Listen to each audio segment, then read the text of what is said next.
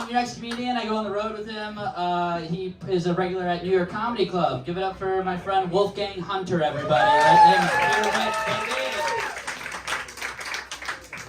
Give it up for Brother Thomas, everybody. Give it up for him. Oh my God, so many beautiful white faces out here. Is this like a Barstool thing? Is this Barstool? There's only two things get this many attractive white people out in one place. It is Barstool or Drake. And Ryan Thomas and I are the only light-skinned dudes here. So it's not Drake. Man, I took an Uber here. That was a financially unwise decision. I'm ruined. I don't know if anybody can relate to that. Based on, Tommy's stuff up top, I'm guessing everybody's doing pretty well in life, so congrats. I used to be like you guys. I was upper middle class, and then I don't know what happened. I called Trump gay at Thanksgiving, and then I woke up taking somebody's order at a table. I don't know. It was crazy. It happened so fast. But I took an Uber here, and that was a lot of money, but it was all right, because today was a chill Indian guy. But sometimes, I don't think they vet the drivers in New York. It's sometimes you'll take an Uber and you'll get one of those guys that's like, hey, the vaccine makes you gay. And you're like, I don't want to have this conversation. I paid $80 to not have this conversation. This is a subway conversation. Why are we having this in the car? But you'll agree with that guy because he's behind the wheel and he can just kill you. So you'll be like, yeah, man, that rocks. Absolutely, you rule. An Uber driver could say anything and I would be inclined to agree. He could be like, yeah, the Holocaust never happened. I'd be like, absolutely, left up here. Sure, yeah, I'm gonna give you 5 stars. You know where I live. I kind of committed to the 5-star review now. Speaking of major money detriments, I got nicked fucking hopping a turnstile yesterday. Anybody's ever done that? Nobody? Dude, it's stupid because they'll be writing you a ticket for hopping a turnstile while a guy does crack right next to you. They're writing the ticket, and it's weird because I don't know how it was for anybody else that had it happen, but it took them 5 cops had to do it. 5 cops, and each one were a different race. It was like a Netflix show was giving me a ticket. And each race has a different job. The Asian cop, he looks at your license. Indian cop, he writes a ticket. White lady cop, she's like, have you ever done this before? You say no. And the black lady cop's like, mm-hmm. And then the white guy cop's just like this the whole time, hands out of those pockets. I'm wearing skinny jeans. There's no gun that could fit in these skinny jeans. I don't know. I just don't like being talked to a child. So now I'm a communist because I got caught hopping the turnstile. But I gave them a North Carolina driver's license, so I think that means legally I'm free, right? It's just gonna go to a place I don't live anymore, and I'll never have to think about that again.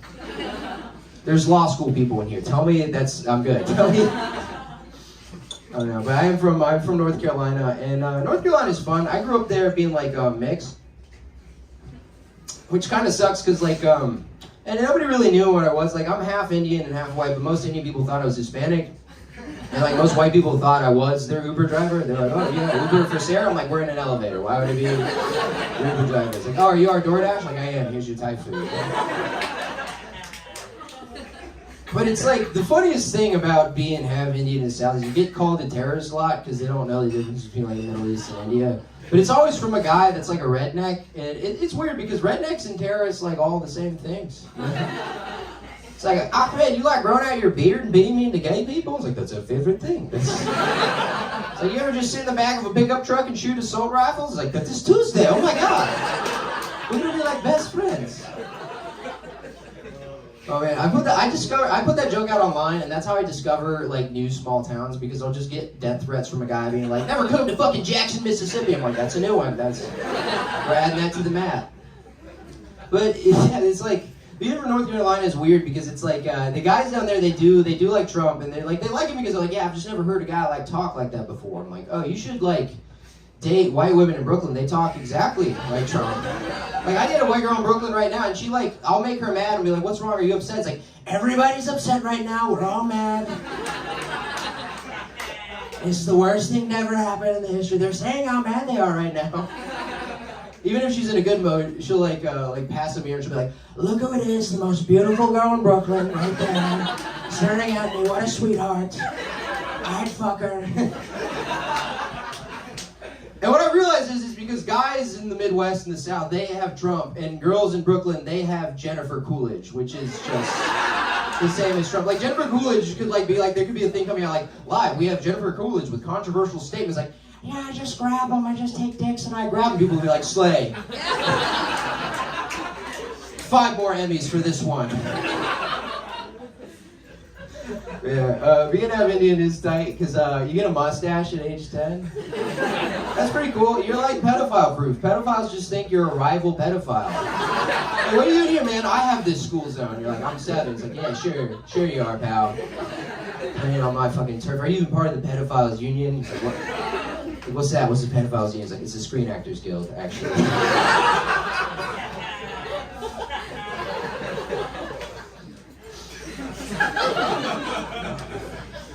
Dude, I haven't drinking for a week and I'm 2 IPAs deep, dude. I feel so good right now.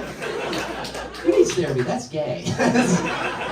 Drinking until you have consequences for drinking is the answer. I realized that because I didn't think that as a kid. Because my dad and like people in my family, there's like alcoholics all in my family, you know, and it ran in my family, and I avoided drinking because of that for a while. And then I got drunk, and I'm like, oh yeah, we're gonna run it back. This is the way. Drink and die at 65. Yes, good life. Because I never had a drunk uncle, and then I realized my dad was the drunk uncle the whole time. You know, anybody's like, oh yeah, my dad makes the Facebook posts. Cool. It's him. My dad like runs bars for a living, so like the whole time growing up, I just learned things incorrectly. Like until the 10th grade, I used to think a blowjob and you breathe into a steering wheel to get a car to start. Anybody else do that? All my friends were getting blown. Like, hey Wolfgang, you ever get a blowjob before? I'm like, I've given several. What's up? Is anybody in need of assistance? They're like, to who? I'm like, my dad and his customers. Why are you? Don't make it weird. But yeah, drinking is tight.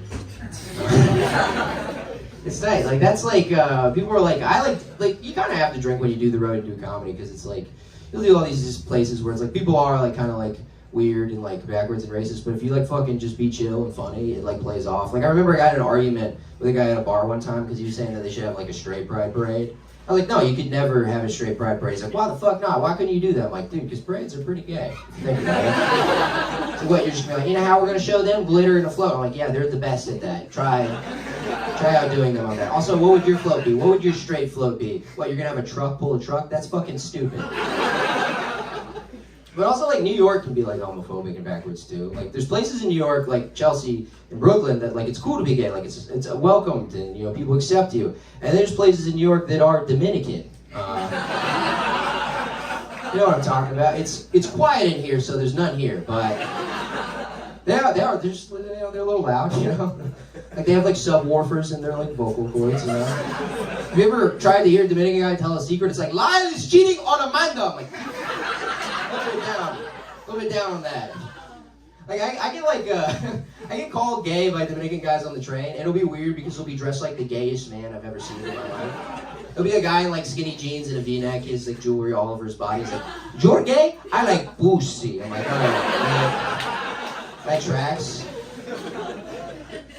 Like I almost got hate grabbed on the train. I bumped into a Dominican guy, and he's like, "Hey, you better watch where you're going, faggot." And before I could even correct him, a different Dominican guy pushed me out of the way. He's like, "Hey, you better leave that faggot alone." I'd just shake his hand. I'd be like, "Yeah, you're my hero, thank you." He's like, "No problem, son, even though your lifestyle is a choice." He's like, walk away. Hey, good luck for Tommy, everybody. Good luck for work.